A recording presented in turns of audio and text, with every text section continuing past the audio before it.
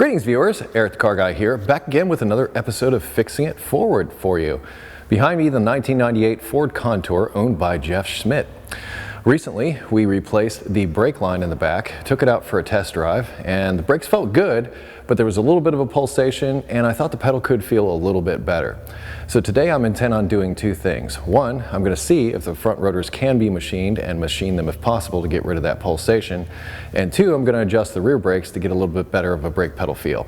The wheels are already off, it's already up in the air, we're ready to get started. Let's go. First things first, we need to determine if we can machine the rotors. And I like to measure out towards the edge because the brake rotors as they wear are going to be thinner towards the outer edge than they are towards the inner edge. Minimum thickness on these bad boys is 22 millimeters. And this side, 23.85. That's more than enough. Let me try a little farther out. 23.73. We got a whole millimeter to work with, which should be plenty. It wasn't a big pulsation, but you know, the brakes look a lot better than they did before we left because they were all rusty and crusty and covered in spiders. Let's try the other side. 23.79, 23.8. Yeah, 23 and some change. 22 is the minimum. That gives us plenty to machine. So we'll just put a light cut on these so we can get things straight and narrow and no longer pulsating. I believe there's plenty of friction material left. We'll recheck that. Can't remember whether the Ford used Torx bits or Allen heads. And it is Torx. And believe it or not, I just grabbed this. It's a T45.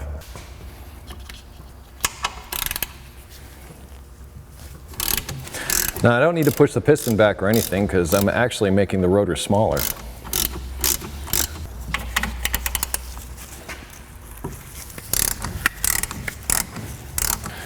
I'm gonna go get an extension.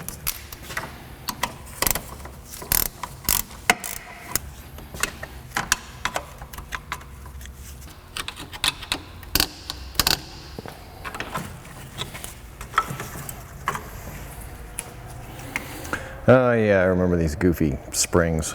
Ford, they're better ideas.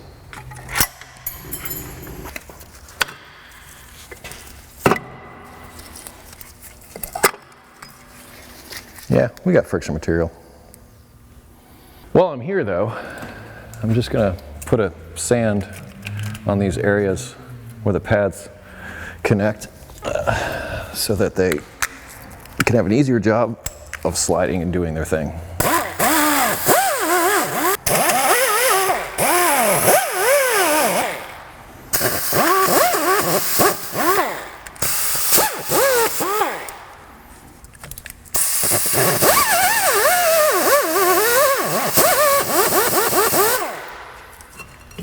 More and more spider webs are being moved. Spiders displaced from their homes.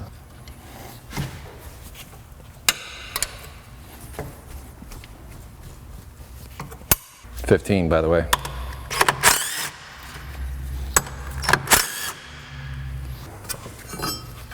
Well, if I had a hammer and a little penetrating wheel.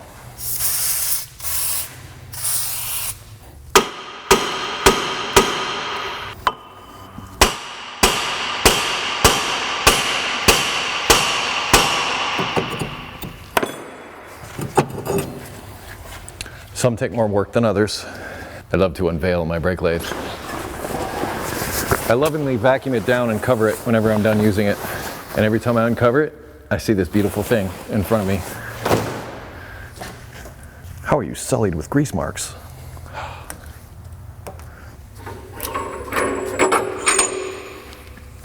But first, we clean the hats of the rotors.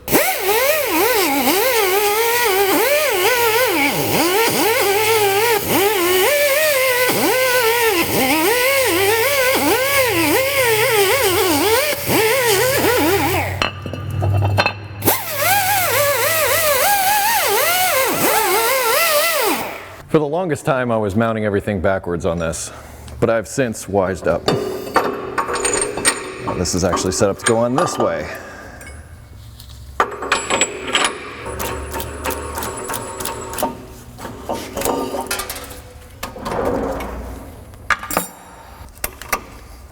I always put helpful links in the description. So if you have questions, check the description. Just might find answers.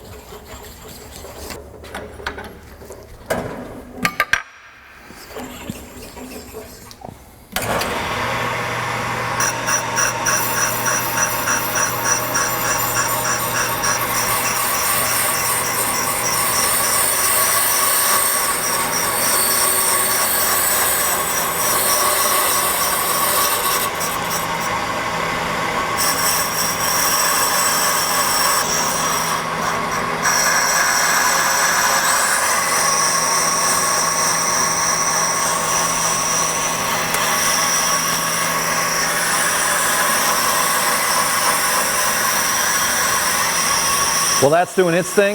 Let's go take the other side apart. I didn't show you getting the spring off on the other side.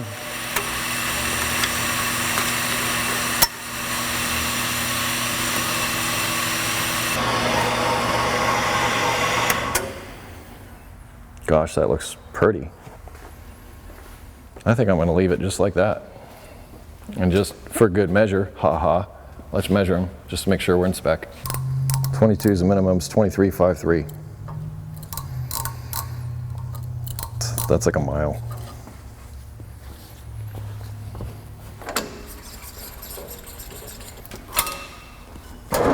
Oops, wrong way.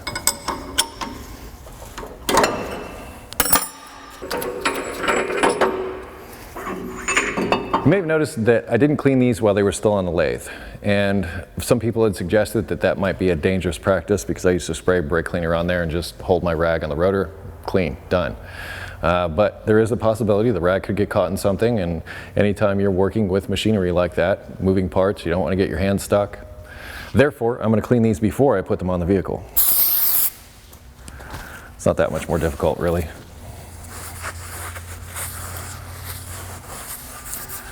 Gosh, that's pretty. I love what that brake lathe does. All right, now I'm going to continue taking apart the other side, and then we'll come back and put this together.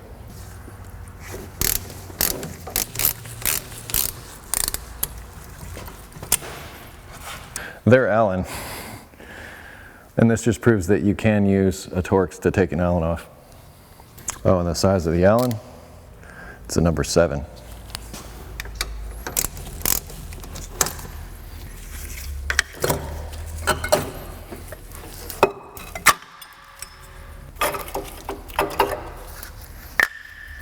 The side, a little bit farther down, but not down for the count yet. Please don't yell at me for not replacing the brake pads just yet.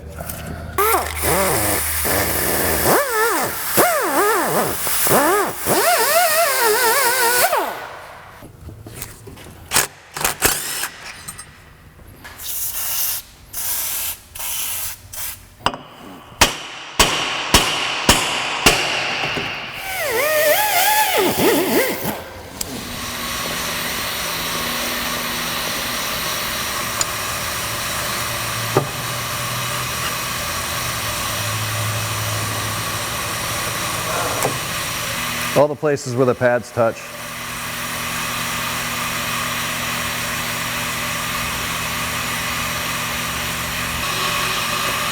Sounds like a rotor's done.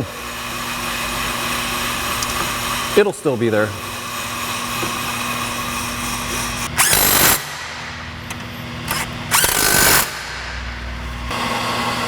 This was the shaky side.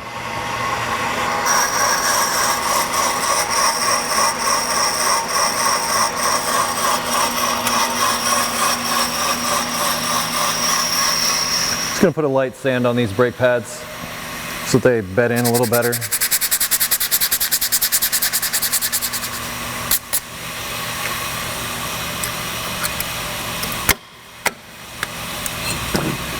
Now I'm going to pull these pins out and put a little lubricant down inside the bores. Silicone paste.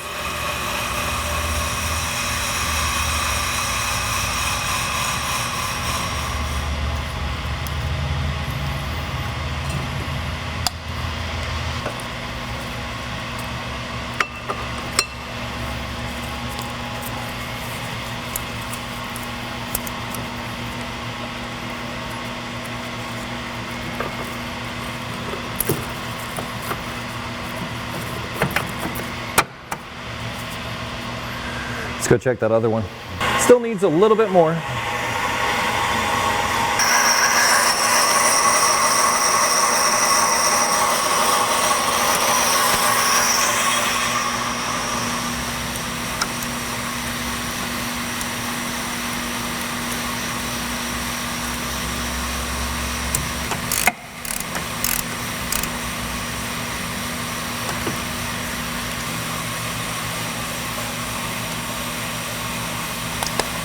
Don't forget my covers.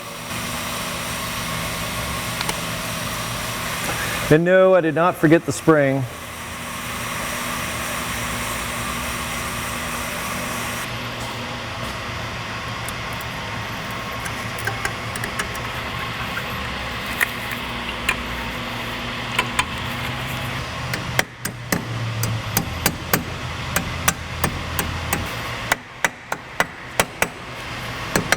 All better. Still a little left.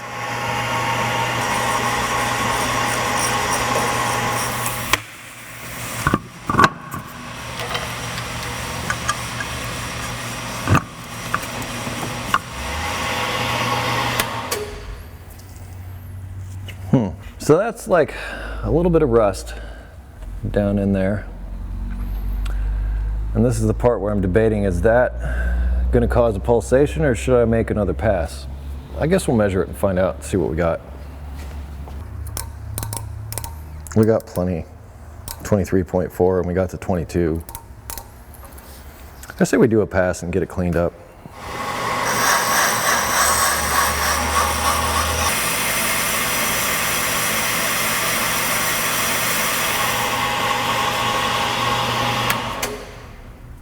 Oh yeah.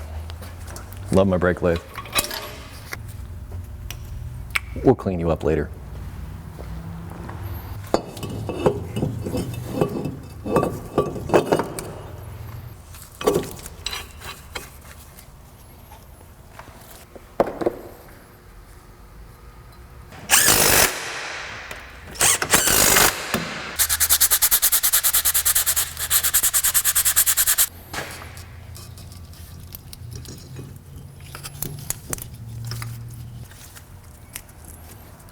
That's better.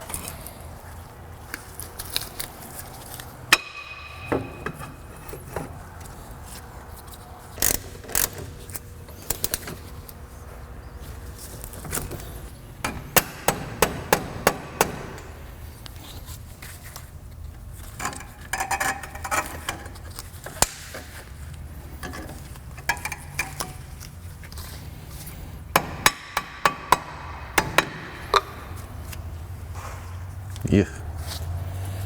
Working on this car kind of gives me the willies a little bit.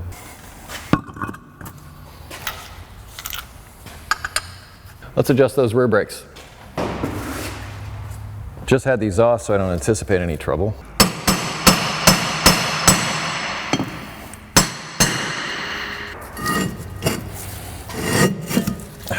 Yes, the rust ridge. Since we took it out for a drive, there's more dust. It's the first time this car's moved in a long time on its own power.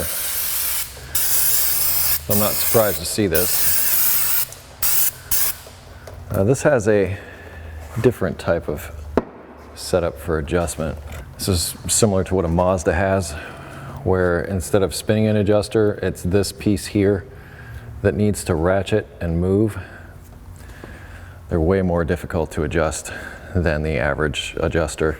Well, to do it accurately anyway. So what I'm going to do is I'm going to use the parking brake and reversing and slamming on the brakes to do the adjustment with these. I'm not going to try to adjust them because trying to do these with a screwdriver it's kind of difficult. So rather than beat myself up trying to get the adjustment just right, I'm just going to see if we can make the actual self-adjuster work. But we'll try to give it every advantage with the penetrating oil on its pivot points and such. I've had my run-ins with these guys in the past. So we're just going to let them adjust themselves. Here's a little trick I will give you. You see this rust ridge on the inside of this drum? If you're trying to do a brake adjustment and putting this on and off of this, that brake shoe would catch on this rust ridge, and it's kind of a pain in the butt. I deal with that by sanding it off.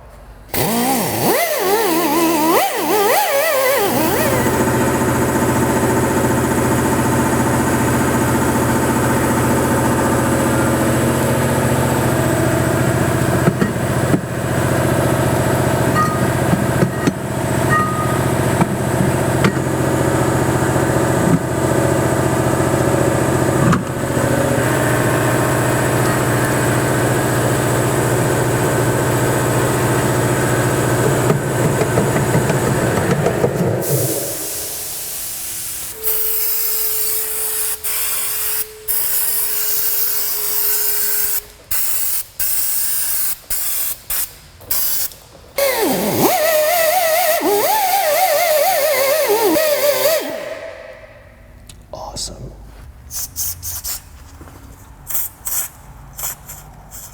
Seriously, these self-adjusters. I'm not sure who came up with this design, but the only thing you can really do is make sure it moves and hope it works.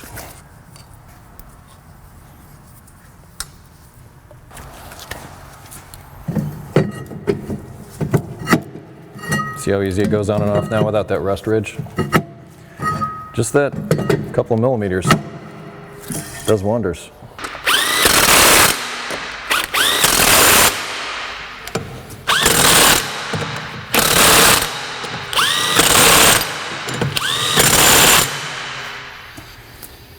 Let's drive it and see how we did. Well then, we're gonna take it out for a drive, test things out. I'm gonna hit that parking lot, do this parking brake a bunch of times in hopes that it inspires those rear brakes to adjust. It's holding. It's actually starting to feel a little better.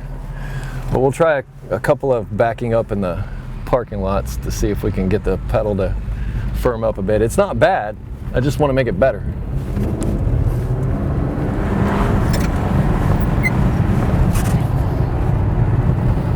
Hand crank windows. How old-fashioned. We're braking smooth now. No more jitteriness. So that is solved. So years of sitting and rusting have been erased.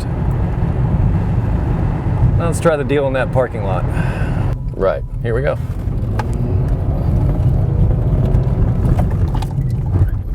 Brian hates these. He hates them with a passion.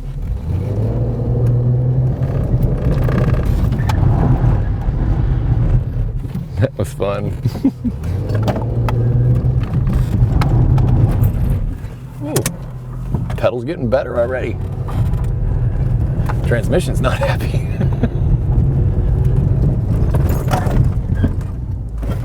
We are stopping. One more.